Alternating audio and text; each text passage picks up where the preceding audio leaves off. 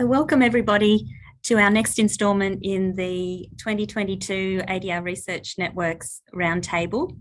My name's Rachel Field. I'm a professor here at the Bond Law Faculty, and along with my colleague, Professor John Crowe, we convene the Roundtable for this year, and we also convene the network for 2021. I'm not sure, they might have extended into 22. I'd like to acknowledge the original custodians of the land that we come to you from here at Bond, along with Professor Lawrence Bull. That's the Yugambeh language group of the Kombumerri Saltwater people. And I'd like to pass now to Amira Aftab, our presenter today, to acknowledge the original custodians from where she's coming from, and then Pauline Roach, one of our members of the network, is here too to acknowledge for her area. Thank you, Rachel. So I'd like to acknowledge the traditional owners of the land on which I work and live, which is the Darug Nation, and pay my respects to elders past and present. Sorry, you're on mute, Pauline. Thank you. Sorry. I'd like to pay my respect to the Galadigal people of the Eora Nation, where I live in Sydney, in Marrickville. So I pay my respect to their leaders, past and present. Thank you. Thank you, Pauline. Thanks, Amira. And of course, we acknowledge and pay our respects to First Nations people from wherever anyone is joining us for this roundtable around the world. And that's the beauty of this format, that we can have people internationally. And we also acknowledge any Indigenous or First Nations people who are listening as we speak. So Amira is going to speak today on a very important topic, navigating cultural and religious needs in family dispute resolution. As a family dispute resolution practitioner myself, and as Lawrence is as well, you know, this is, and Pauline has acknowledged too, that this is such an important topic, as something that we really continue to need to work on, you know, ardently. So Amira is a lecturer in the Western Sydney University Law School. Her research interests include feminist and queer legal theory, human rights, specifically women's rights, religion and the law, and family law. Amira's current research explores gender in state institutions, namely family law, as well as the experiences of family violence in cold communities. The paper that Amira is presenting is a work in progress, and it's part of a really important project, the Feminist Legislation Project, which is being led by Associate Professors Becky Battergol and Kate Sear at Monash University. So as a work in progress, as with all our roundtable presentations, your feedback and comments are very, very welcome. And we ask for you to pass on this presentation to your networks and colleagues, and it will be posted on our blog next Monday, so people can place comments and things there then. So without taking up any further of your time, Amira, I'd like to hand over to you for your presentation. Thank you. Thank you so much, Rachel, for that introduction. And I would just like to reiterate, I really welcome any and all comments and feedback. This very much is a work in progress. And as part of the Feminist Legislation Project, it's a way of reimagining legislation that we currently have in force. So my focus is obviously on the Family Law Act, and specifically the family dispute resolution provisions within that, and looking at it through a feminist lens, and in particular an intersectional feminist lens. So really focusing on the experiences of women from culturally, linguistically diverse communities, as well as religiously diverse communities. In saying that, a lot of my insight that really has kind of been at the base of my proposed bill comes from my research on Muslim communities and the experiences of Muslim women when it comes to navigating family law, and in particular divorce or breakdown of relationships. So that's just a little bit of context before I get into it. So what I'm going to talk about in the second half of the presentation is my proposed bill, which I've titled the Family Law Family Dispute Resolution Amendment Bill 2022. And that's where, as I said, any insights about potential, I guess, limitations or critiques would be most welcome as I'm building and tweaking this bill over the coming months. Okay, so I'll just go to the next. Can I go to the next slide? Okay, sorry, having tech issues. Going to the next slide. So my starting point is, why FDR?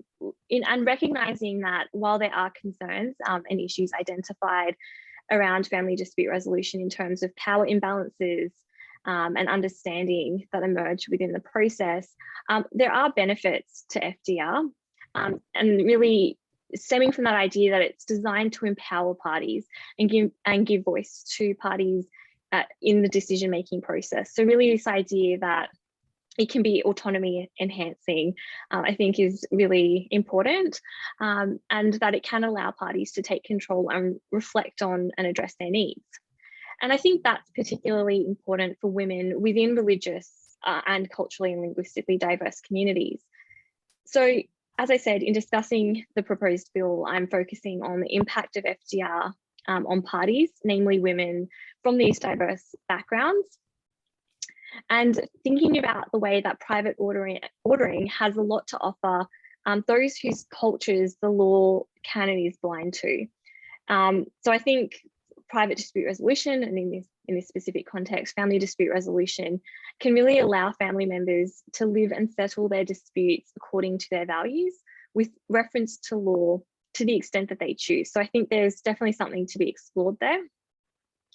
And where power imbalances are largely absent or can be counteracted by, say, an effective, competent, reflexive mediator, and also where consent is voluntary and genuine, I think that family mediation has a lot to offer by way of equality and fairness. Whether it delivers on legal justice or not, obviously comes into question, but I think there is something quite valuable there. And I think it's also important to acknowledge that if we look at alternative dispute resolution processes, particularly, as I said, my focus has been on religious communities, there are many examples of informal dispute resolution processes taking place within these communities and really being embraced by women because of its less adversarial nature, and that alternative dispute resolution can really align with the formal state processes, can often align with the cultural or religious processes, so those more informal ones that are taking place. And as I said before, there's that idea of it being autonomy enhancing, but these private dispute resolution spaces can really allow women to exercise a level of agency in decision making and engagement in resolving their disputes. And that's something that I'm very conscious of. I think I've definitely been guilty of it myself. This idea of assuming what women want, especially within these communities, and failing to recognise that they can and do navigate these spaces in their everyday lives, and they can and do exercise agency. So that really got me thinking about how do we accommodate this? So how can family dispute resolution really embrace that and give women that space to settle disputes that acknowledges their cultural and religious needs? So FDR is seen as offering flexibility in that it can allow culture, religious norms, personal values to guide the process. As I said, that's important when we think about women in these diverse communities, and especially the way in which there is that intersection between their various identities, so the cultural and religious as well. It's not just one or the other, it's often, a multitude of identities coming together. So looking at the example of religious communities, religious people often find themselves subject to two different systems. So, navigating the state legal system alongside their religious laws and norms. So by recognising and providing a space to resolve disputes that account for the importance of religious values and norms in an individual's life, there is, I believe, the potential for more efficient resolution to disputes, and one that can draw on the positives that stem from common values held by the parties. in proposing this, I do recognise that not all women from the same faith background may want this. It's not a homogenous group that has one need. And I think that's really one of the challenges that came about in designing this provision, and I'll talk about that later. However, for many religious women in navigating the secular legal system, their notion of justice and their faith may directly conflict with that embedded within our legal system. And so as a result, religious women may often feel unseen, unheard, and essentially feel disenfranchised or disempowered by the process. So again, that really emphasises why FDR needs to be more attuned and sensitive to these needs and perceptions of the process by women from these diverse religious backgrounds, but also various CALD backgrounds. Let me just change the slide there. Another point I already briefly mentioned, but is worth noting again, is that there may already be forms of informal alternative dispute resolution processes taking place within these cultural or religious communities. And again, my research has really focused on Muslim communities, but we know that in both Muslim and Jewish communities, there are these religious processes that parties can and do turn to.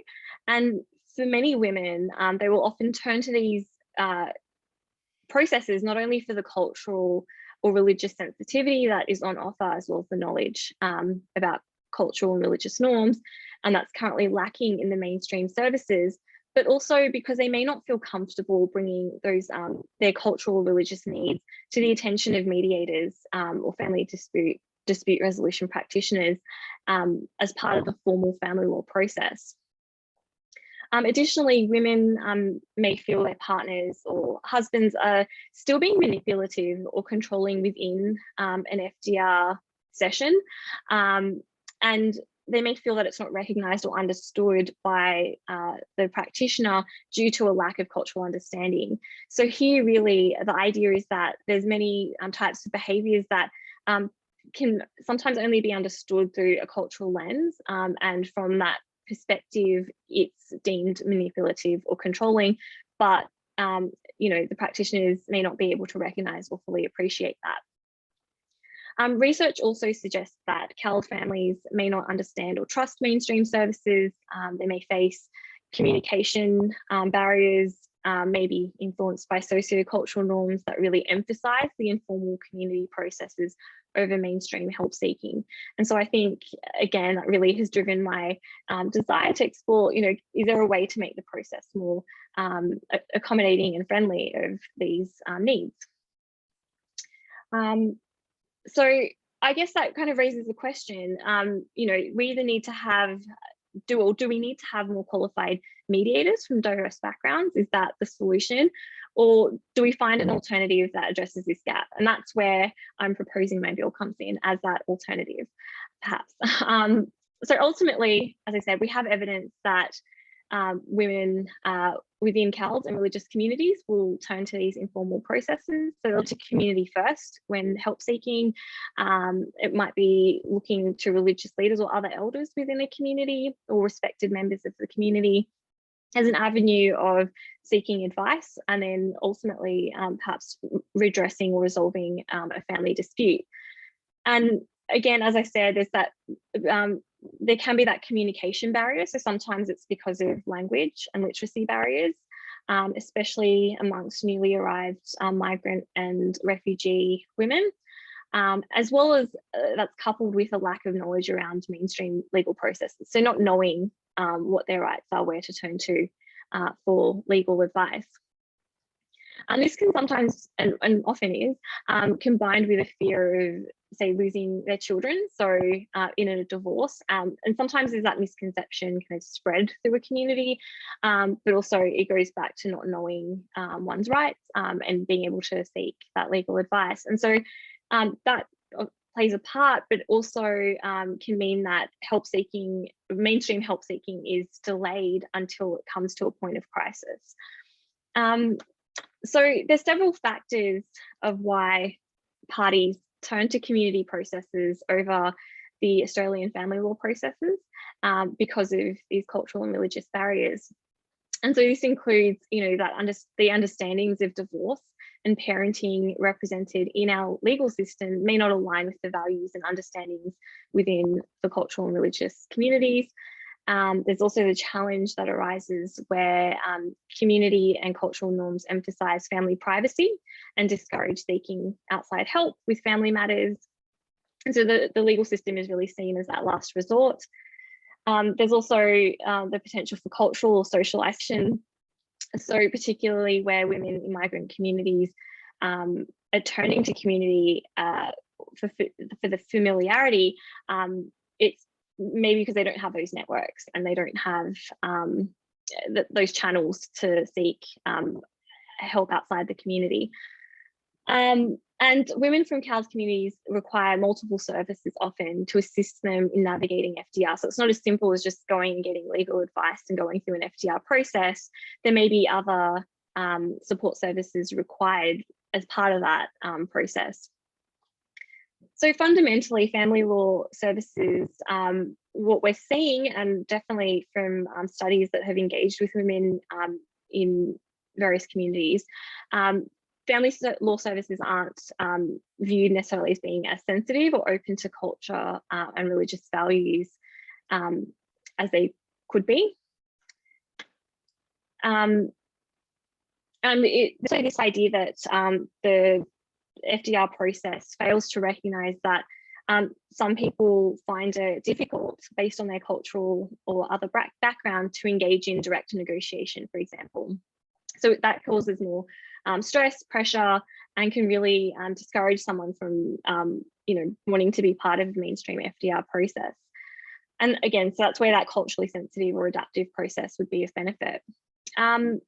Additionally, the mainstream models of mediation, whilst facilitative and hosting many benefits, it's often perceived as being built around Western values and culture. And so I think that disconnect really, again, goes some way to why women may choose community processes over mainstream FDR. Particularly if an individual comes from a collectivist culture, which may, they may feel is misunderstood in the process. We also have evidence that there's an identifiable gap in availability of culturally appropriate FDR services for Aboriginal and Torres Strait Islander people. And that really reinforces this need to manage conflicts in a way that's congruent with parties' cultural values, priorities, and governance structures. So in the context of Aboriginal and Torres Strait Islander communities, the importance of kinship protocols and whether that's recognised, the respect for elders and traditional owners, the use of ceremony and approaches to gender. So it's in response to these gaps that within some communities, as I said, notably in religious communities, dispute resolution processes have emerged in an informal way. A common argument is that these often informal community processes are bad. So from the outside looking in, there tends to be this labeling of, that's just further oppressing women. It's not actually, allowing them adequate support. These processes are occurring in the shadow of the law. But if that's the case, then my argument is, well, it highlights that there's a gap in terms of needs that are not being addressed by the law. So what can we do about that to bring it out of the shadow of the law? But in addition to that, I think it's important to recognise there is evidence that these informal processes can be successful in mediating family disputes. But there are, of course, shortcomings and concerns that need to be addressed to make sure that they're effective and also safeguard women. So turning to Islamic arbitration processes for a moment, Muslim women have expressed a preference in a recent study by Farah Ahmed and Gina Krayam, a preference for these informal processes over mainstream FDR. So they would prefer turning to religious leaders and resolving the disputes according to their faith. But in that process and through these interviews, what came out is the religious leaders who guide these processes do not have the legal or other expertise, whether providing support and counselling, for example. And so they're limited in what they can offer. And so it means the informal processes face similar issues of power imbalances or not feeling understood, or women still not fully understanding their rights. And And so that raises the question of how do we address that? And again, this is where, as I was thinking about this proposed bill, I think it's about making the FDR process accommodate these needs. So how can we bring in an element of these informal processes so that we can go some way to addressing these issues and gaps, particularly when we are seeing that it is preferred by women within CALD or religious communities. So to go to my proposal then, my starting point was with Section 10F of the Family Law Act, the definition of family dispute resolution. Oh, sorry, skipped ahead. So what I really focused on was what can be added to this, and this is where I'm open to feedback, whether amending the definition is the way to go, or perhaps this proposed bill addresses a new addition to the legislation elsewhere. So I'm still unsure whether this is the right approach, but where I've landed for the moment is adding at the end of Section 10F, subsection C, which states, in which the practitioner works with other relevant specialist advisors to ensure the process is culturally appropriate. Okay, so I'll talk about this a little bit. It proposes a shift the current approach and model of family dispute resolution towards a model of co-mediation. And I'm using that term really loosely because I have just taken it and I'm adapting it. I like the idea of a mediation conference, and part of this proposed bill is inspired by youth justice conferencing. I have a criminal law background in teaching, so as I was thinking about this, I'm like, okay, well, conferencing, what can be borrowed from that the New South Wales legislation there. So in this mediation conference of sorts, there'd be a number of relevant and useful stakeholders. So it's really adapting co-mediation, which is typically a model involving 2 or more mediators working together to help parties resolve their conflict. I'm proposing that it's not exclusively 2 or more mediators, but perhaps mediators or family dispute resolution practitioners are working with other experts or individuals that can bring valuable insight and support to the process. And then I've added Section 10G after Section 10F. That's my proposed addition. And I will come back to it. And I've attempted to define other relevant specialist advisors, and excuse the language chosen, but it's a really hard writing legislation I've discovered in this process. Sorry, I've already touched on this, but okay, so co-mediation as the model. Why co-mediation? Why is that my starting point? I've in researching, this and building this proposal, that idea that, if a family dispute resolution practitioner mediating a dispute attempts to address power imbalances themselves, there's obviously concerns about compromising their impartiality. So that's not really an option. But when we weigh this against the need to offer additional protections to weaker and vulnerable parties, perhaps there's value to having others participate. So coming from different backgrounds and having other specialist advisors involved means that you can have those different perspectives brought into the dispute resolution process, as well as different understandings of cultural or religious needs. Ideally leading to unique ideas and tailored outcomes for the parties. So fundamentally, I argue that perhaps it enables skills to be combined and pooled, and really a way to balance the strengths and weaknesses amongst the family dispute resolution practitioner and the other stakeholders or experts that have come into the process. I argue that this will help in situations where the gender of the mediator may be an issue. So for many women from CALD or religious backgrounds, having a male mediator can make them feel marginalized or uneasy. And so I think having others participate could go some way to addressing that. And I also make the argument that this can go some way to resolving the issue where CALD clients receive Section 60I certificates at a higher rate than non-CALD clients. that have been put down to various factors related to cultural differences between the service delivery model and client expectations, as well as family dispute resolution practitioners lacking confidence in their ability to meet the needs of CALD clients. So I think it could address that in some way. So who can be involved? So section 10G, which was on the earlier slide, I've replicated it in this visual here. This is who I've proposed can be involved. So the section 10 GA, sorry, is the section I propose. And I state the following persons are considered specialist experts who are entitled to participate in the family dispute resolution process. So an Australian legal practitioner advising any of the parties, a respected member of the community for the purpose of advising the family dispute resolution practitioner about relevant issues, an interpreter, and a representative from a community support service. Okay, so just touching on briefly touching on two of those groups, or I think 2 or 3 of those groups. Why involve legal professionals? So, if we think about this idea of family dispute resolution processes, really trying to, move away from being adversarial, why would you bring lawyers into it or legal professionals into it?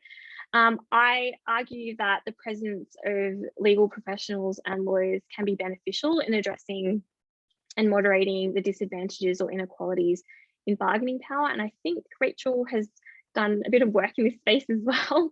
I don't have my citations in front of me, but from memory.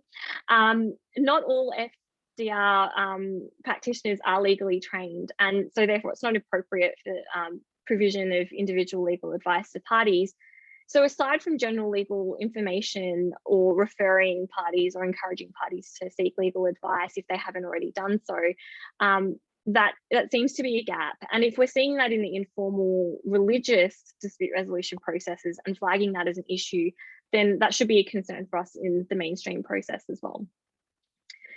So I argue that the legal professionals should be part of this conference.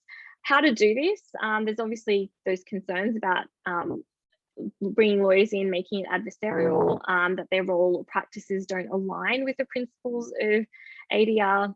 But I think there's a real value to their ability to protect vulnerable parties. So perhaps we really need to overcome that assumption or stereotype that lawyers are just going to break down the process and make it adversarial.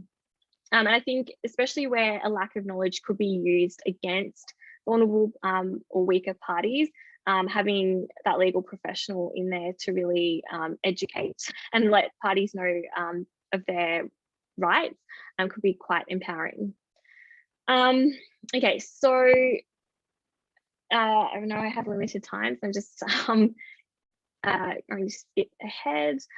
Yeah, so lawyers can help provide options that are realistic as well. And I think at the tail end of the dispute resolution process can really help kind of bring it together in a way to ensure that everyone knows their rights, can make sure that, that it's legally binding, if, help navigate consent orders being submitted to the family court, etc. So I think there's some value there.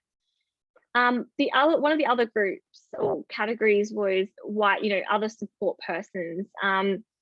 The value of involving support services in the US context, there's been studies around domestic violence support services, working with mediation services, and the way that that's provided positive outcomes and results. So I think, if we look at studies like that, it really indicates the value of having a support service. And as I said before, individuals, especially from CALD backgrounds, often need a number of support services. It's not as simple as just having legal advice. You need to have the language support, hence the interpreter as one of the people that specialist advisors that can be involved, but also having those other support services come in. And I argue counsellors would have a valuable role at times. They can advocate and help parties navigate the process. And as I said earlier, in the informal processes taking place within communities, Some of these religious leaders, for example, are finding themselves almost having to step in as counsellors, but they're not qualified. It's not appropriate for them to do so. So if that is a need that's being identified, then I think it's something worth exploring, especially where family dispute resolution practitioners must remain neutral and cannot assist or advocate for victims themselves if there's, weaker parties, I should say. But I was thinking from a, if there's family violence or an indication of family violence that hasn't maybe precluded parties through the screening, and it's ended up in the family dispute resolution process anyway. And I say, I suggest community or religious leaders because we have evidence that individuals are turning to community members, to religious leaders. And I think there's some value in the knowledge that can be brought around cultural and religious norms. I do acknowledge, sorry, I'm trying to wrap up. I do acknowledge that there is a challenge, like how do we identify the needs of parties? To this effect, I'm kind of brainstorming this idea of a cultural assessment screening. So a pre-mediation step where there's a cultural needs consultation and assessment. The Women's Legal Service has kind of touched on this a little bit as like an idea. And I argue that it's not out of the realm of possibility. We already have family consultants that meet with Indigenous family members prior to the commencement of dispute resolution. So could this be an option to assess the cultural needs of a family and have them liaise with the family dispute resolution practitioner? So that's my really early idea, again, open to suggestions. And other things that I'm still working out to my final slide. There's a number of questions that remain, and I recognize some limits to this. How to integrate that cultural assessment screening. I think that could, I like the idea of it in my mind, but in reality, that may be a challenge. But there's also the challenge of identifying who is a respected member of a community. So it's a little easier in a religious community because there's religious leaders that might be more easily identifiable. But who decides this for within other CALD communities? I'm also grappling with the appropriateness of who participates and who decides who participates. And in terms of the amendment, the proposed amendment in this bill, it is a little, I've tried to keep it broad, but there's obviously dangers to being minimal. So should it be more prescriptive? And then if that's the case, does that open the door for other potential issues? Or being prescriptive may ensure that the issue of uniformity is kind of addressed more effectively.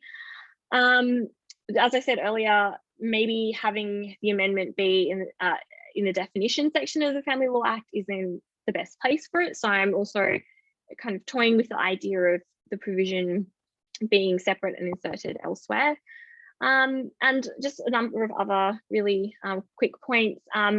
What about women who face family violence who want to participate in family dispute resolution? Is that a possibility? Do we open the doorway for that? And obviously, what does it mean for women who want to get out of cultural norms? And that's why they may turn to mainstream services like FDR in the first place. So will this pose a problem from that perspective? And I guess when thinking about culture and religious norms, we obviously would need to be careful to not ignore or disregard culture, but also not overvalue culture within the process. So that is a challenge, and I'm not sure yet if there's a way to get around that, but there are some questions that remain, and I would love to hear your thoughts. And for anyone listening to this at a later date, if feel free to reach out. I should have included my email address, but we'd love to even just comments from the blog. That would be really helpful. Thank you. That's fantastic. Thank you, Amira. That's so thought-provoking. You've said so many things that I think everybody on screen would like to react to and discuss with you. So I'll ask Pauline and Lawrence if they want to go first, in that John and I have the privilege of being here every week for these things, but and Lawrence has been as well, actually. Thank you, Lawrence. But maybe Pauline, would you like to make a comment or ask Amira a question? That was a fabulous presentation. Thank you very much. And the part that I really love the most was that everyone's being involved. When I used to be running mediations, like the room was full of anyone who could have impacted the outcome, and the fact that you're having this support person, this group, or whoever the person needs is just wonderful. But from a practical perspective, and I guess you're only still in the thinking stage, is it, I'm not a family law mediator, okay, so put that out there, nor am I a lawyer. So I'm just from a practical mediation point of view, coordinating this is a lot of work, because I used to do the coordination for huge workplace disputes. Who would you propose, or haven't you got that far down the track of thinking about the how? That's a really good question, Pauline. And because it would take a lot of coordination.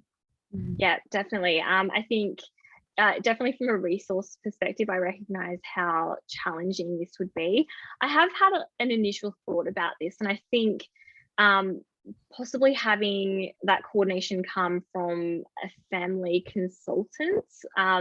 But I also recognize that resources and the courts are a huge issue, which is why we have family dispute resolution in the first place. So I'm still working that out, but I definitely recognize that challenge. And I think even when I suggest support services, in saying that, I also know that the challenge there is that a lot of support services are incredibly under-resourced, time poor. So their involvement, while ideal, will be tricky. So that's something I need to think about a little further. Absolutely. I haven't come up with a solution just yet. I thank you for your comment there as well. And just one more question, and this is, you might just say no. So the answer could just be no. Has there ever been any have any lesbian or gay members of the community been involved from this perspective in divorce or et cetera, in a Muslim community? Well, in this community, to your experience? Not that I'm aware of, but I think that's a really good point. If we expand the accommodation to diverse communities, I think we would definitely at some point need to acknowledge that same-sex relationships and couples also have particular needs that mean the current model of mainstream dispute resolution isn't really accommodating adequately. So yeah, I think that's a really important point, but to my knowledge, I'm not aware if there's what those needs would be, but worth exploring. Absolutely. Just because Mardi Gras finished. Yeah, definitely. Thank you. Lawrence or John, would you like to comment or question? Oh, sorry, you're on mute, Lawrence. John, do you want to go first? Sure. I just had a question, Amira, that comes really from a place of ignorance, not being closely familiar with these provisions in the Family Law Act. But I assume that what you're trying to achieve in proposing these amendments is really just to encourage the involvement of all these different support people in the process. There's no idea of requiring that this be done. And in light of that, I imagine you'd agree that making the legislative changes is just one small step. And what we're really talking about here is an issue of cultural change in relation to FDR in order to make this sort of practice more accepted. Yeah, absolutely. It's definitely my intention with this amendment is not to mandate that this has to happen in every single FDR process. It's to have that option. But I absolutely agree, John. I think, and we see this, in a variety of contexts, having that formal legislative change doesn't necessarily lead to structural change. So there would certainly need to be that cultural change within the FDR community. And I think that would be where the challenge lies as well. How do you get everyone on board? And I think the processes already can look so different. So implementing this, you know, can also may lead to such diversity that, you know, we need to really think about, I don't know, education. What does that look like? How do you work together with other, you know, community, religious leaders, support services? What is their role and what expectations are as well, I think would be important happening on that ground level, beyond any legislative change. That makes a lot of sense. Great point. Over to you, Lawrence. Well done, Amira. There's a great deal in there. So terrific start. I'm just wondering, as you shift from so-called mainstream dispute resolution into culturally and linguistically diverse communities, whether you're picking up a shift from a very individualistic kind of self-resolution notion of dispute resolution to a much more collective and often system maintenance kind of notion, whether it's in a religious group or within, say, African migrant community and so on, and how are you fitting that shift in definition, if you like, or focus? Yeah, absolutely. I don't know if I'm doing it quite successfully and reflecting it in my amendment, but absolutely, in the shifts that you know, we're seeing with informal processes that do exist in communities, it is more collective. And I suppose that's what got me thinking about, you know, what is the role for other people to be involved in this process? Because in those informal processes that are happening in religious and other communities, there really is that, you know, you have families being involved as not just a first point of call, but also an inherent part of the process. You're having other community members, you're having other support persons. So I think it is really important to recognise that communities view dispute resolution in different ways. I'm hoping that my proposal goes some way to opening the door to allowing the mainstream process to be a little more collective. There's obviously challenges. I don't, how do you not mandate it, but how do you, like who's involved and how do you get people involved? Who makes that decision, I think, will be the challenge in bringing it into the mainstream, I think. And the tension is the more you involve, which is a terrific kind of concept, the more it becomes a kind of a maintenance system. Yeah, absolutely. And I think that will be one of the challenges, and certainly one of the critiques I've kind of posed for myself as I've you know, thought about, okay, where are the limits? What can I still see as a challenge? The more voices you have, does it drown out the needs of the actual parties in question that are trying to resolve the dispute? Yeah. Fantastic. Thank you so much for your responses, Amira. And I'll take the last opportunity to ask a question. And so I was thinking about what you were saying about language and interpreters. And I've been doing a little bit of work with two Chinese-speaking colleagues, one who's a Chinese person who lives in Yokohama in Japan, and one who is a Chinese person who lives here on the Gold Coast and heads up a Chinese department in a law firm here. And she says that she gets a lot of demand for Chinese-speaking mediators. And so the language sort of being a real focus for representing that cultural understanding and the nuances of how people are and are communicating.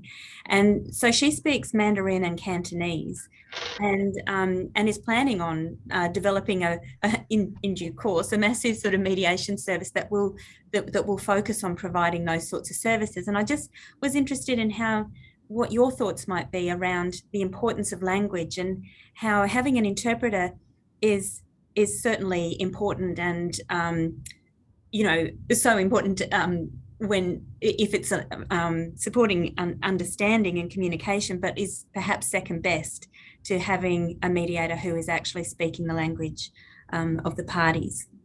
Yeah, absolutely. I agree. I think your language really important. Having an interpreter certainly I feel like is a little bit of a band-aid fix in some situations. You know, I don't think anything quite replaces having an FDR practitioner who can be both the practitioner that's mediating and also interpreting. So I think there is a danger that the language or the words used might get lost in translation if someone doesn't have that technical know-how and insight. So yeah, I definitely see it as, well, it's important, so let's bring the interpreters into it because it's better than nothing. And especially when we are seeing as a starting point that one of the concerns is we don't have practitioners that have the cultural, religious or linguistic insight.